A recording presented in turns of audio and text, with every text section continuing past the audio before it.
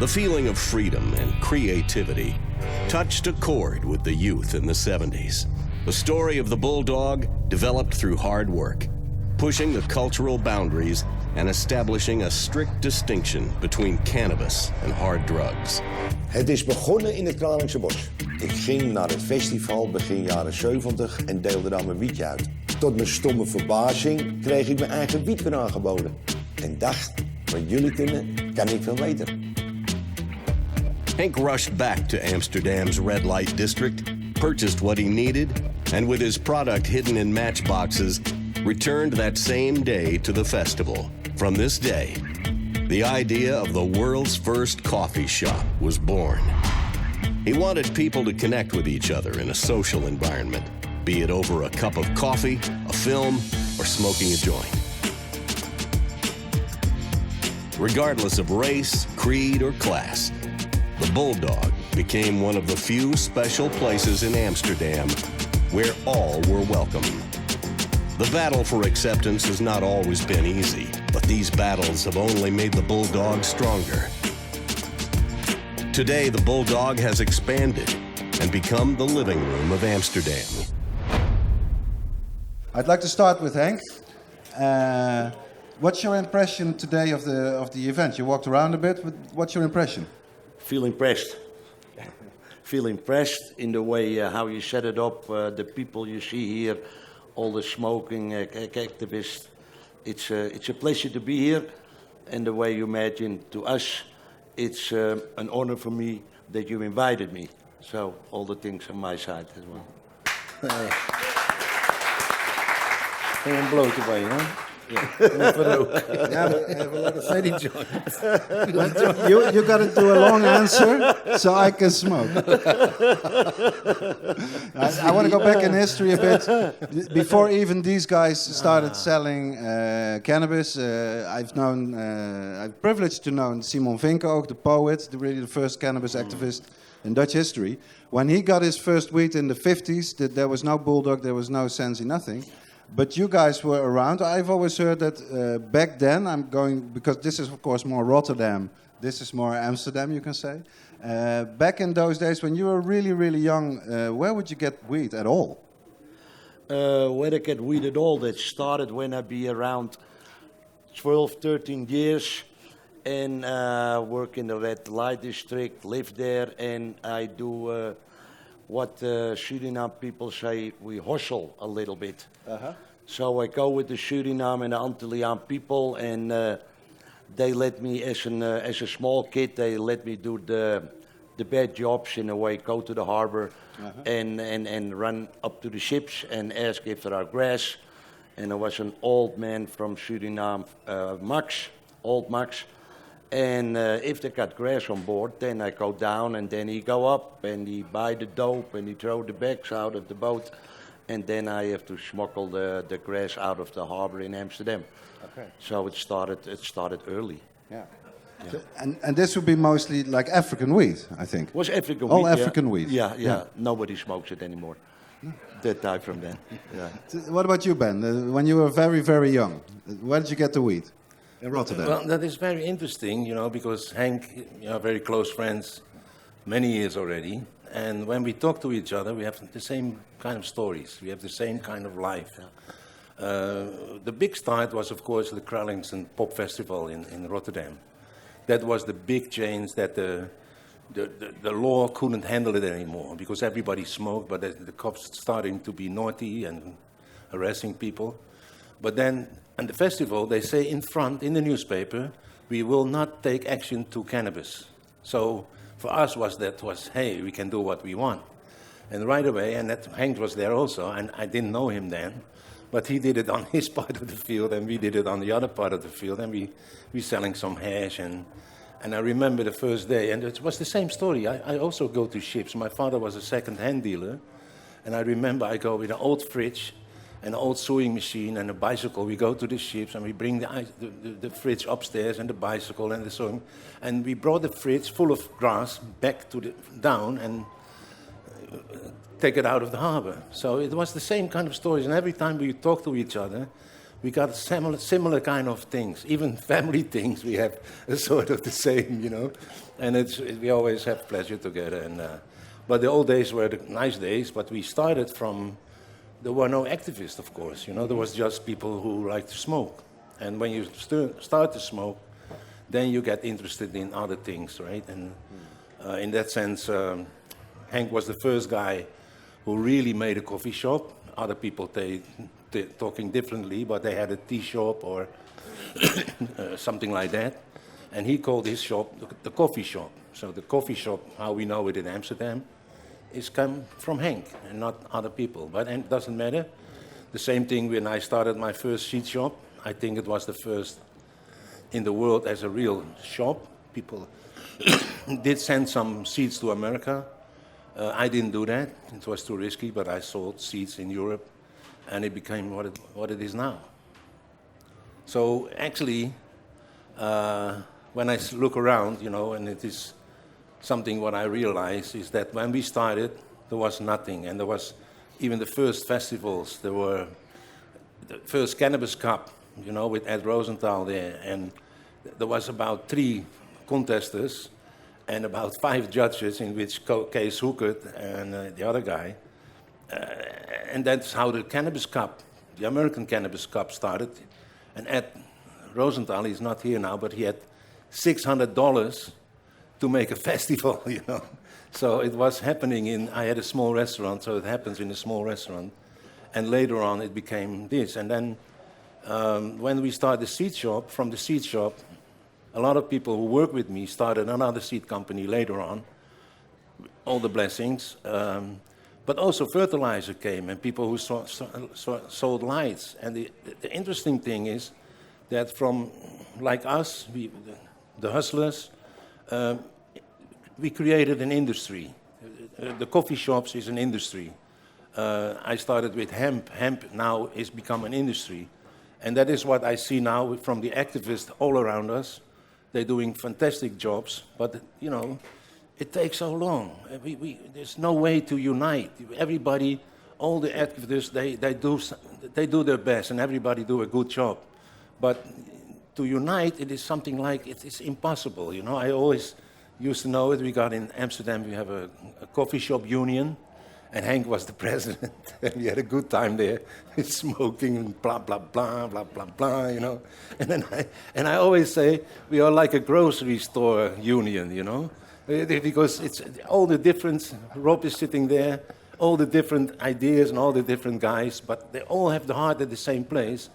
We wanted to legalize. And the funny thing is, everybody wants to legalize, but you will be surprised how many here make money now, illegal. They don't want to legalize anymore. That happens in America.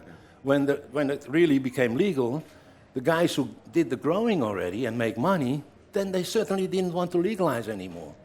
And that is never Henk's or mine intention.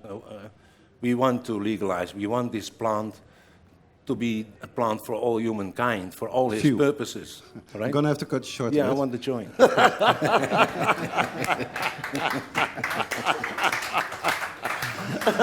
Because before we go through history too fast, I want to go back because I always love this story, and I tell it to a lot of foreign journalists.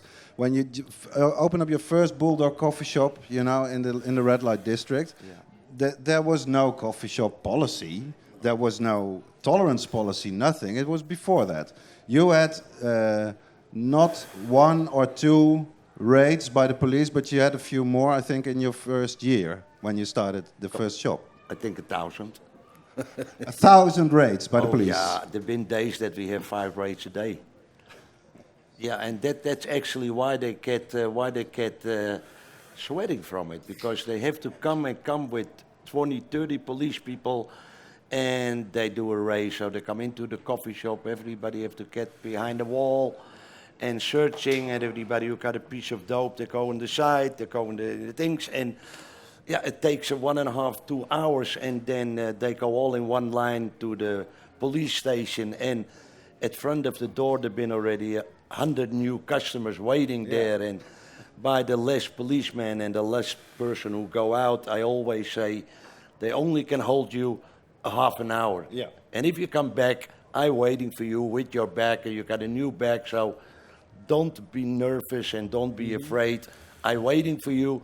And by the last policemen who walk out of the street, everybody clapping.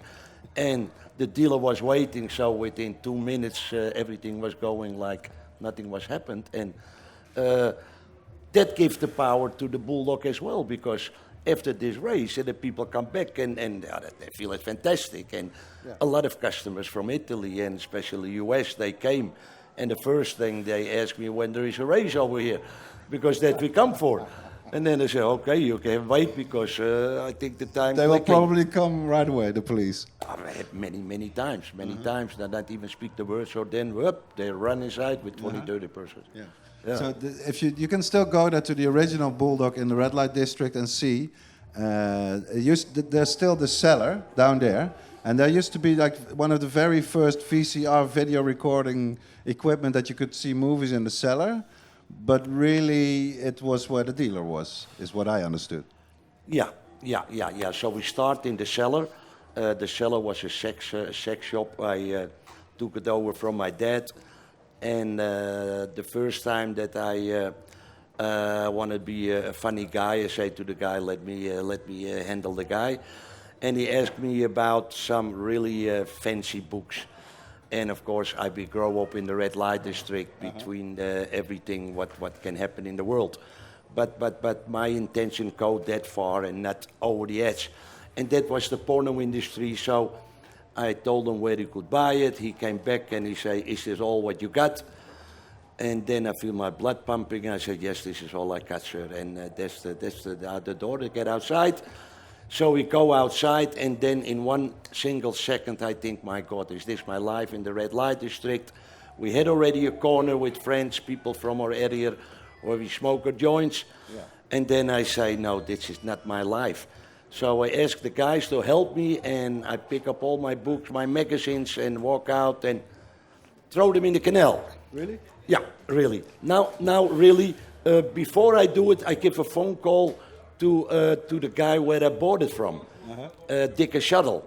And I ask him, listen, everything is still in cellophane. Can I give it back because I want to quit with the shit? Yeah. And then he say, yes, 10% of the price you pay. Yeah, fuck you. So that was the reason to say, then I prefer to drop it in. And I throw it into the water. And I go back and open the door and I say, coffee shop, the Bulldog is open yet. Wow. And I don't know where the word came from. I know where the word came from. It came from the Dutch coffee house. Yeah. And in the Dutch coffee house, they do always illegal things in a way, like the slot machines behind the curtain or the beer from under the thing with no license. So that was, but a family atmosphere. It was as well a living room. Every coffee house was a living room. And this I got in my mind when I came back after Germany after 2 years, sitting there for a couple of plants as well. And this was always in my mind that I wanted to start at that. And in that couple of minutes, everything bam, bam, bam, bam, and I throw out the word coffee shop and I open my doors for the tourists and for everybody. And of course you have then already, what Ben mentioned already, you have the tea houses like when they're brewing. The Mellow Yellow, we had a fantastic tea house, social. Yeah. Didn't pay for the tea, but put it in the tip box and whatever. And really a guy with his heart to let the people create their own plans and didn't get busted anymore. So a social club, so that the tea house, you have Mellow Yellow, and you have in Rotterdam the big things. So anyway, the sale of drugs been there already before I started, but it was all in a small community, all under the table, all dark. And in that way I say, I go for it. So I start to deal in that basement actually for everybody. It doesn't matter who come in. And we start with silver paper and then bags and whatever. So yeah, that is where it started. Yeah. So going back to sort of the Rotterdam and how you sort of found your way, like you both say, from say very humble beginnings until you figure out, wow, this is a major thing. I want to do this. There's also money in there. I want to create stuff. When for you did the coin sort of drop that this is really my life? It's about the plant. Well, that was with growing. I travel around, I like to smoke.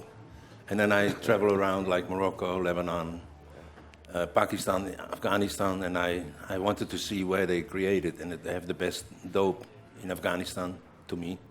Baalbek Valley in Lebanon. And when I see the farmers doing it, I love it. And then I realized by one of the farmers mentioning seeds, because we buy hash. And he said, don't you want to have some grass?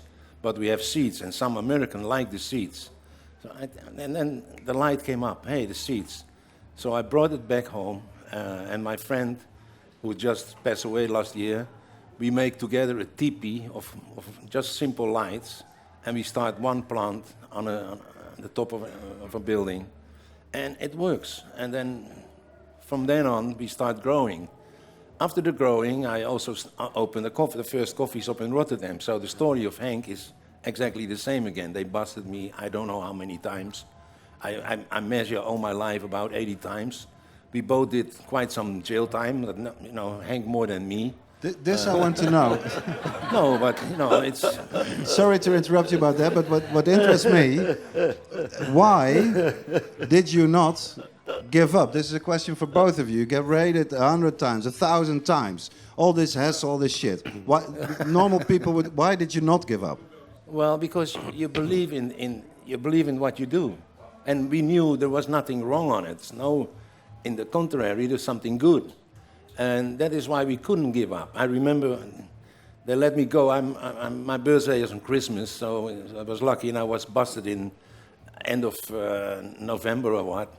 And just before Christmas come, I have to go to the judge again. They keep you another 30 days or not. And, you have Christmas Day. Oh, yes. And I had children already. I was quite young, children already. Okay, you go now, but you promise you never do it again. I promise, How can you? You cannot, I didn't swear, no, I promise. And I couldn't hold my promise. And we never stopped it. So that was the first coffee shop. But I grow already, so I knew how to grow already. So, of course, it became the most famous coffee shop from Rotterdam because we had the best grass that actually nearly nobody had. I think we were one of the first, I don't want to say the first, but one of the first who came up with the real Sinds Amelia. That's why also the name Sensi seeds, because it makes sense, And so from there on, when the Sensi seed came out, and I started it, and then the museum, but Sensi Seed already was the first seed shop in the world, so you cannot imagine. And people, especially Americans, came to buy seeds. And then slowly, the rest of the world. And slowly, you find people selling fertilizer and all shit. And Jack Herrer, most of you guys know him, he was a very close friend of me. He mentioned also the hemp, and Hans-Joachim Beer, a German historian, who mentioned all the hemp, and then I was intrigued by the hemp. So we made a lot of money, and it was not about the money, so I started Hempflex also, the hemp, and we're doing, after 25 years now, finally we're doing good. We made some money last year, 25 years, we lost money, what we put in from Sensi seed, and now we produce, I think we're one of the biggest producers of CBD now in Europe, so we're doing with the CBD very well. It's always a matter of why is this shit forbidden? It is always for Henk and me. We always fight it, and and most of us were fighting it. August, you want to ask me something? Yes. You mentioned the riots in the coffee shop, in your coffee shop. In the same time, in the same period, there was the home dealer of cannabis in the open use centers. Yes. And they accepted the government, the local government. How can you explain that? Yes, it's true. But it was only in Amsterdam, in the, Oxhoofd and the Paradiso. Yeah. And then it's still, you bought chewing gum and they sold it as hash, right? There was a lot of... Oh, there was a lot of shit there. I bought shit there myself. Some background info on this one, because it's actually very interesting to know. A lot of people think that the Dutch government back in the 70s made a policy to have coffee shops, but it wasn't like this. No. It was a question that they tolerated locally and almost only in Amsterdam.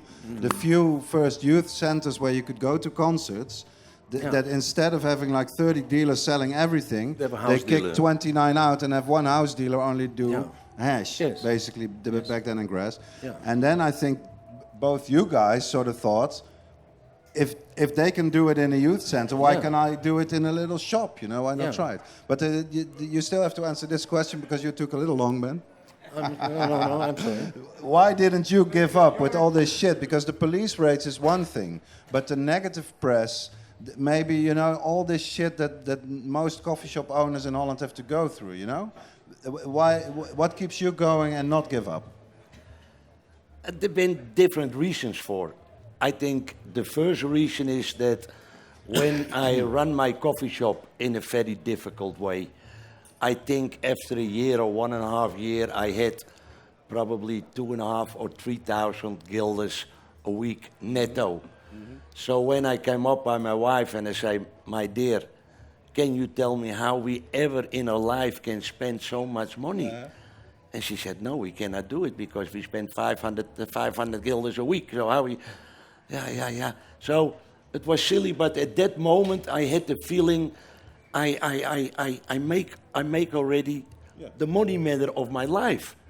And after that, I never run after money again. Even when people think, he do this or do that or do that. Nothing to do with money. I was rich when I was 27 and I make more money than I could wish or dream in my life. So this is one.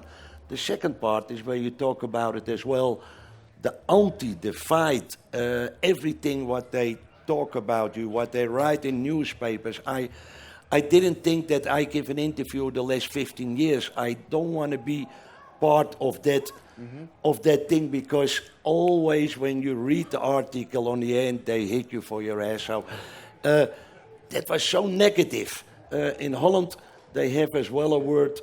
They say, kenniszinnen is my drijfveer. And that's as well things that people know me and see me and jealous. So actually, the whole community is against you. It's not only the police, not only the tax department, but every neighbor, everybody see you as a big criminal. So when your kids have to go to school, you have to tell them, please, don't tell from the Bulldog. And when they arrive at school, there was a sticker from the Bulldog in the class already. I think, my God, how is that possible? But people try to do so many things when you be busy. Successful. No, successful. But the main thing I think actually is you only can get into it when you go with your heart in it. And what Ben say, we really are the people who want the way they do it in the United States at the moment. That's where we fight all these years for. That's where we should fight our whole life for, to create that thing. But the most important thing is that what we feel that now finally, the last couple of years, you see by the oil and by that everybody say, Henk, my God, what has happened? And now you see the change in how they're looking at you. And even in the coffee shop on the Leidse Square, I have a picture hanging there. And there I stand with a machine gun and between all the criminal Al Capone types. Because I knew this is the way they see me keep on seeing me. So I hang my picture on the wall and I made it to myself, this is the way you want to see me, all right. But there at least you've been in and you buy your dope and you buy your T-shirt and at least I can grab some money from an anti-drug guy. Yeah.